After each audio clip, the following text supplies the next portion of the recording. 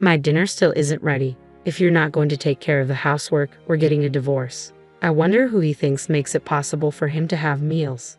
Fine, if that's how you feel, maybe we should get a divorce. What? I've had enough of this marriage and want to leave this house. Can you help me? Why should I? We're no longer connected, right? I'm Karen, a 34-year-old office worker. It's been a year since I married Shane. While many enjoy the bliss of newlywed life, my experience has been far from that. Honestly, our relationship has been strained. The root of the issue lies in his behavior. I overlooked it before marriage, but now I see that he's a classic domineering husband, overly controlling. Hey, where's the food? When will it be ready? I just got home. If you came home earlier, you could have made something yourself. What are you talking about? Don't you see I've been working hard and just got home? I was at work too. Your job can't be that important. I probably make more than you do. Bragging about your earnings. You're really narrow-minded. I hold a significant position at my company. I'll be earning more than you soon enough. Well, I hope that's true. Are you doubting me? How dare you question me like that? My husband reacts defensively to every word I say, trying to exert control. I'm going to set a curfew for you. A curfew? I was taken aback by his sudden declaration. We're not children. I'm serious. Be home by 7:00 p.m. Don't say such ridiculous things. I might be working late because of overtime. No matter how much I protested, my husband remained unyielding. Be quiet. I'm serious. You need to follow this rule.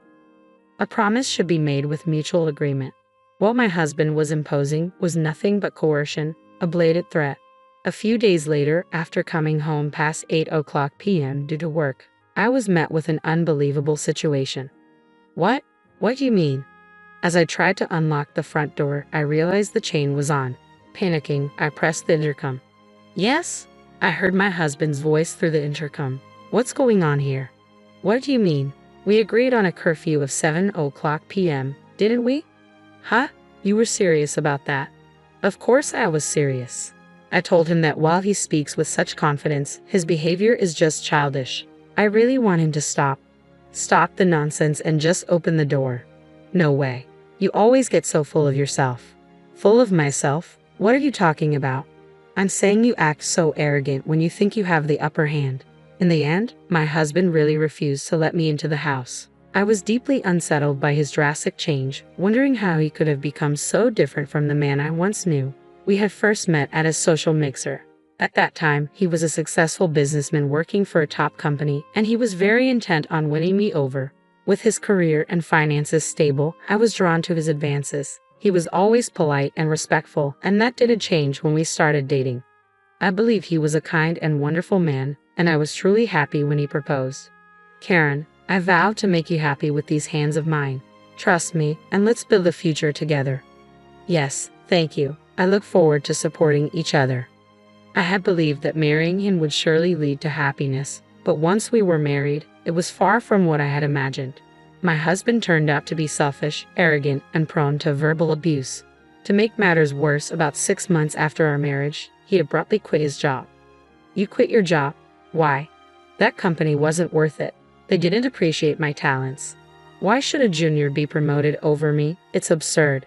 He left his job on a whim, frustrated by his lack of promotion. It was a shocking turn of events. I had respected him as a confident professional working at a prestigious company, and I had tolerated his verbal abuse as a result. But now, my once elite husband was suddenly unemployed.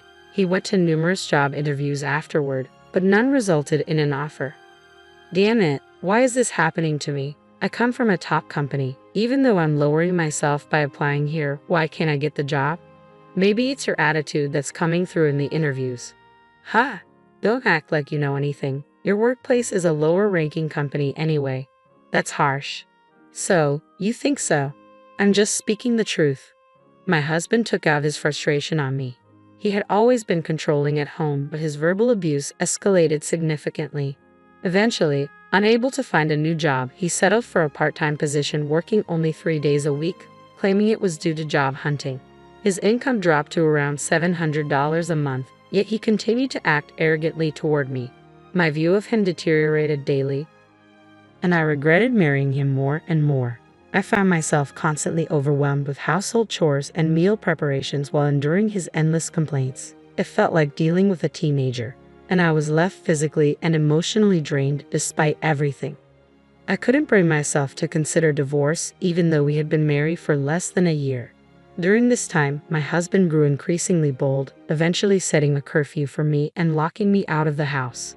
I wondered why I had to endure such treatment. After coming home exhausted from work and even doing the grocery shopping, he locked me out for missing the curfew.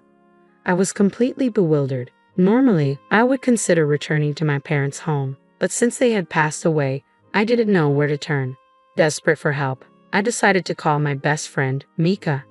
"Hello, Mika, can I come over now?" "What's going on? Did something happen?" "My husband won't let me into the house." "What? Why not?" "Okay, come over right away." "Thank you so much." With that, I hurried to Mika's place. "Sorry for the sudden visit." "Don't worry about it. What happened?" I explained how my husband had locked me out of the house because I missed the curfew he had set. "He actually did that?" "Yes, I can't believe it. It feels like he's being really abusive.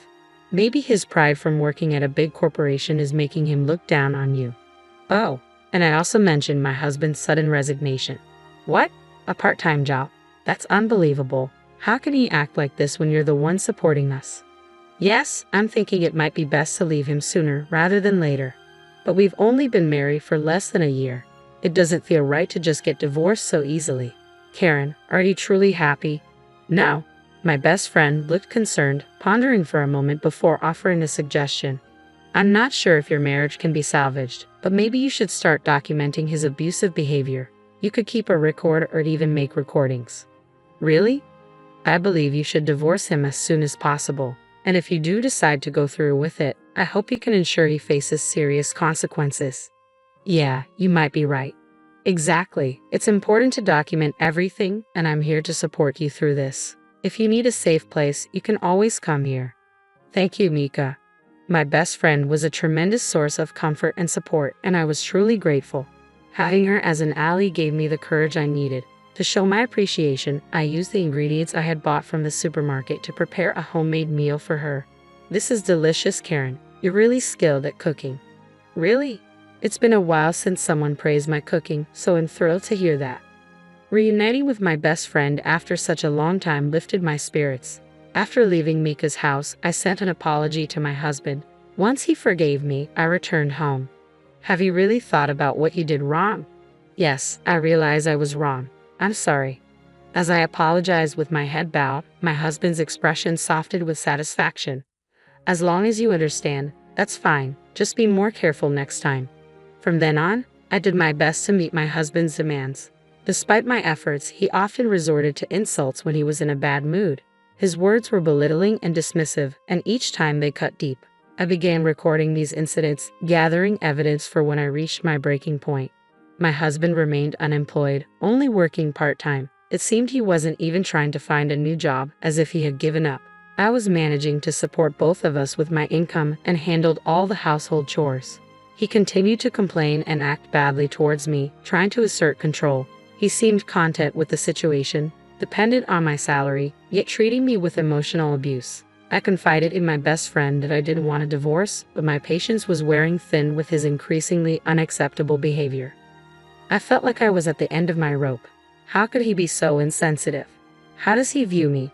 Why did he even marry me? These questions plagued my mind. One day, after being forced to stay late at work, I arrived home past 7 p.m. Thankfully, my husband was out and hadn't returned yet, so I managed to get inside and began hastily preparing dinner. But he came home soon after. "Oh, well, welcome back." Noticing that dinner wasn't ready, he looked displeased. "Why isn't dinner ready yet?" "I'm sorry, it will be ready soon." "Don't lie, it looks like you've just started." "I apologize. I just got home." As we talked, I noticed he was carrying a bag from an expensive brand. While I was working hard, he had been leisurely spending on luxury goods. His selfishness was infuriating and inexcusable. Despite this, he continued to berate me, completely disregarding my feelings. "Are you incapable of learning, or are you deliberately trying to provoke me? You incompetent fool. If you neglect the household, we'll get a divorce. Do you understand?" In that moment, my patience snapped. Did he really think he was entitled to a meal provided by someone he treated so poorly? Fine, if that's how you feel, shall we get a divorce then? What? My husband looked stunned. I've decided to leave this house. Are you really serious about divorcing me? Yes, I can't continue with you. You're superficial, useless, arrogant, and the worst partner I've ever had. My words seemed to ignite fury in my husband. His face reddened and his whole body trembled with rage. How dare you speak to me like that? As a low-ranking employee, you have no right to criticize me. I have no use for a woman like you. With that, he pulled out a prepared affidavit from a drawer. I hadn't realized he had it ready, but it worked to my advantage. I quickly signed the document, gathered my things, and left. Now, I had severed all ties with him. Feeling liberated, I headed to Mika's house where she greeted me warmly. You've worked hard, now you're free. Yes, I wouldn't have had the courage to divorce without your support.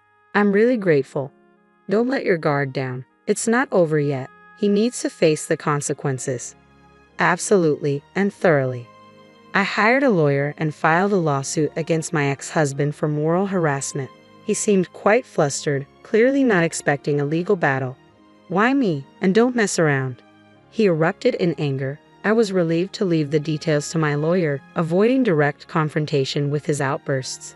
My lawyer methodically presented the facts and evidence, and eventually, my ex-husband seemed to resign himself to the situation. He had been blaming me for the divorce to his parents, but the lawsuit compelled them to seek the truth. Upon learning the full story, they were horrified and decided to disown him. Now that he had lost his support system, my ex-husband was left to figure out how to manage on his own. He continued living in the expensive apartment he had always coveted during his employment. Even after quitting his job, I had been transferring money to cover his rent. But now that we were divorced, he had to handle his living expenses, rent, and compensate me for his abusive behavior. With rent set at $1,000 a month and his income not sufficient, he was in dire straits and reached out to me for help. Hello, what's the problem? Help me, I'm at a loss here. Why should I help you? We have no obligations to each other anymore. But we once loved each other, didn't we? That's unsettling. What do you mean? Do you think you're entitled to forgiveness just like that? Do you realize how deeply you've hurt me? I'm sorry, I'll apologize properly. An apology like that means nothing to me. Every time I apologize, you get all self-righteous. It's clear you have no respect for me. Just so you know, my salary has increased. I'm now earning more than you ever did as a full-time employee. What?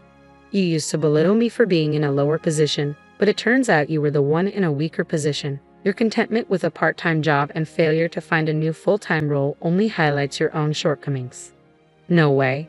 My ex-husband was shattered to discover that he was now inferior to me, someone he had once looked down upon. There's nothing more to discuss. If you contact me again, I'll report you to the police. Hey, wait. I declared this firmly, ignoring his pleas and ending the call. I had already blocked his number and intended to sever all ties with him. Later, I learned from my former in-laws that he had settled his unpaid rent with a loan and moved out of his apartment. He is now working full-time and living in a more affordable place. Despite this, he continues to make alimony payments to me on time, indicating that he's working hard with a renewed sense of purpose. However, that doesn't mean I have any desire to reconcile.